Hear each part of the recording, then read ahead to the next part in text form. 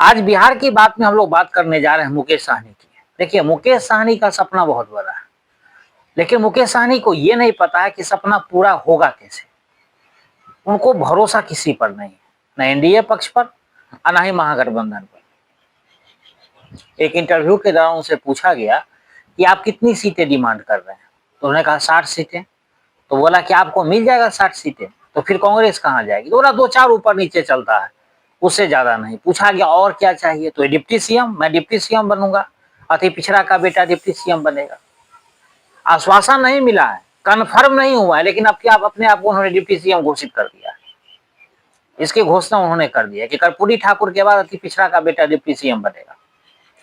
अब देखिए, जो मुकेश सहनी का सपना है उसके पीछे कई कारण है, और होना भी चाहिए। मुकेश सहनी सब कुछ छोड़ छाड़ के पिछले 12 साल से बिहार में वो भी खून पसीना एक कर रहे हैं, और उनको लगता है कि उनका मानना है कि 12% मल्लाह मेरे साथ है, लेकिन ऐसा चुनाव में दिखता नहीं है कहीं। अगर 12% मल्लाह उनके साथ होता तो नीतीश कुमार से थोड़ा सा ही छोटा कद उनका होता। लेकिन वो लड़ते कितनी सीटें हैं? पिछली बार भी विधानसभा चुनाव को अगर उठा करके देखें तो मुकेश सहनी को मात्र 12 सीटें मिली थी। जो जीते थे वो भी भाजपा में चले गए। तो उनकी नेतृत्व क्षमता भी बड़ा शानदार है कि उनके विधायक को संगठित करके नहीं रख पाते। और दूसरी बात, फिर उसके बाद उनसे जब कोई पूछता है कि मल्लाहों के आरक्षण को लेकर के, तो वो कहने लगते हैं कि अगर प्रधानमंत्री आरक्षण दे देंगे तो हम उनके लिए जान दे देंगे। तो ये कैसी वफादारी है महागठबंधन के साथ? जान मोदी के लिए देंगे और चुनाव महागठबंधन से लड़ेंगे, तो फिर कैसे संभव हो सकता है? बीजेपी के जो भाजपा के बिहार के प्रदेश अध्यक्ष हैं दिलीप जायसवाल, उनसे उन्होंने जाकर के बात की, तो दिलीप जायसवाल उनकी जितनी हैसियत थी उतना भरोसा दिया। उससे ऊपर जब बात हुई तो पता चला कि एक आपको राज्य मिनिस्टर का दर्जा केंद्र में मिल सकता है, आप हमारे साथ चुनाव लड़ी और पिछली बार इतनी सीटें आपको बीजेपी अपने खाते से दे देगी, उसको मैनेज कर लेंगे। बोले नहीं, कैबिनेट मिनिस्टर बना दीजिए तो हम 12 सीटों पर चुनाव लड़ लेंगे। अगर इस स्थिति में वो आ जाते हैं, एनडीए के साथ आ जाते हैं, तो फिर अति पिछड़ा का बेटा बिहार में कैसे कर्पूरी ठाकुर के बाद डिप्टी सीएम बनेगा? ये भी एक सवाल है। उसके बाद फिर बात करते हैं कि भाजपा जो है वो देश तोड़ने की बात कर रहा है, और महागठबंधन जो है देश जोड़ने की बात कर रहा है। वो कह रहा है कि लालू जी ने सामाजिक न्याय की बात की, वो लालू प्रसाद यादव जिसके साथ जंगल राज जुड़ा हुआ है, वो सामाजिक न्याय की बात करता है। मुकेश सहनी को ऐसा लगता है। अच्छा, तो अगर महागठबंधन में मान लीजिए मुकेश सहनी का सपना है डिप्टी सीएम बनने का, तो 60 सीट में वो कह रहे हैं कि 2-4-5 सीटें कम, तो 85 मान लेते हैं, 10 सीटें कम कर देते हैं, 150 पे तेजस्वी लड़ेंगे, 50 सीटें मुकेश सहनी लड़ेंगे। कांग्रेस सीपीआई सीपीएम वाले का क्या होगा पता नहीं। और मुकेश सहनी सपना संजोए हुए हैं।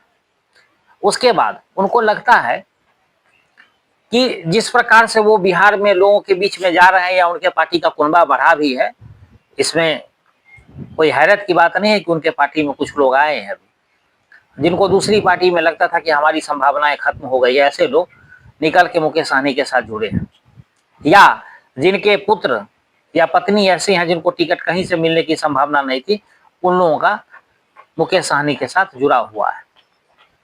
मुकेश सहनी से काफी खुश भी है, उनको लगता है कि हम भी A to Z की पार्टी बन गए हैं, जो तेजस्वी यादव दावा करते हैं। लेकिन कांग्रेस कभी मुकेश सहनी को बर्दाश्त नहीं करना चाहती। कांग्रेस भी 2 डिप्टी सीएम की डिमांड कर रहा है। उसके बाद उधर लेफ्ट की तरफ आप चलते हैं तो लेफ्ट का भी एक डिप्टी सीएम होना चाहिए, या सीपीआई से हो या सीपीएम से हो, लेकिन होगा एक जरूर। माले का भी दावा है कि हमारा होना चाहिए। तो महागठबंधन में पता नहीं कितने डिप्टी सीएम बनेंगे अगर सरकार बनती है तो। अब देखिए कि मुकेश सहनी क्या चाहते हैं, कि मुकेश सहनी चाहते हैं कि उनको बढ़िया से बढ़िया उनको बार्गेन कर पाए। जितना बढ़िया वो बार्गेन करेंगे उतना वो बम बम रहेंगे। तो उनकी इच्छा है कि एनडीए हमको उतनी सीटें दे दे और कम से कम कैबिनेट मिनिस्टर बना दे तो हम उधर चले जाएं, क्योंकि इधर उनको कांग्रेस से खतरा है। कांग्रेस उनको कभी आगे बढ़ने नहीं देगी। मुकेश सहनी पिछली बार 12 सीट पर लड़े थे, इस बार बढ़ के बहुत से बहुत जाएंगे तो 15 से 20 सीटों पर जाएंगे, उसकी भी संभावना कम ही दिख रही है। मुझे तो फिलहाल नहीं दिख रही है। जो स्थिति परिस्थिति बन रही है, जिस प्रकार से कांग्रेस 90 सीटों का डिमांड रख दी है, उसके बाद से तो मुझे नहीं लग रहा है कि मुकेश सहनी का सपना पूरा होने वाला है। इसीलिए ये दोनों नाव की सवारी कर रहे हैं। चुनाव चिन्ह भी उनका नाव है और सवारी भी उसी की कर रहे हैं। अब मुकेश सहनी की इच्छा है कि किसी न किसी तरह हमारा बात बन जाए और हम झंडा बुलंद करें। उनको लगता है कि इस बार जो है नीतीश कुमार के खिलाफ वो बोलने से डरते हैं, क्योंकि अगर एनडीए में जाएंगे तो फिर तो उन्हीं का चेहरा सामने होगा। तो वो कह रहे थे उनकी आखिरी पारी है, और कभी प्रधानमंत्री के लिए प्राण भी देने लगते हैं। तो अब मुकेश सहनी को जो निर्णय वो कर रहे हैं, वो दो नाव की सवारी जो होती है ना, वो कहावत बड़ी अच्छी है कि दो नाव की सवारी में लोग कहीं पहुंच नहीं पाता है। तो मुकेश सहनी की नैया डूबनी तय है। जिस प्रकार से मुकेश सहनी बिहेव कर रहे हैं या राजनीति में वो गेम खेल रहे हैं, जो पॉलिटिकल गेम उनका है, और वो हिडन रूप से चाहते हैं कि किसी न किसी तरीके से मेरा सपना पूरा हो जाए, वो सपना पूरा करने का उनका तरीका सही नहीं है। राजनीतिक तौर पर ऐसे राजनीति में कुछ भी हो सकता है, सब कुछ जायज है राजनीति में। तो क्या मुकेश सहनी का डिप्टी सीएम बनेंगे या केंद्र में सेंट्रल में कैबिनेट मिनिस्टर बनेंगे, ये तो कुछ ही दिन अगस्त तक की इस बात की जानकारी सबको हो ही जाएगी कि आखिर होगा क्या। फिलहाल आज तक यही।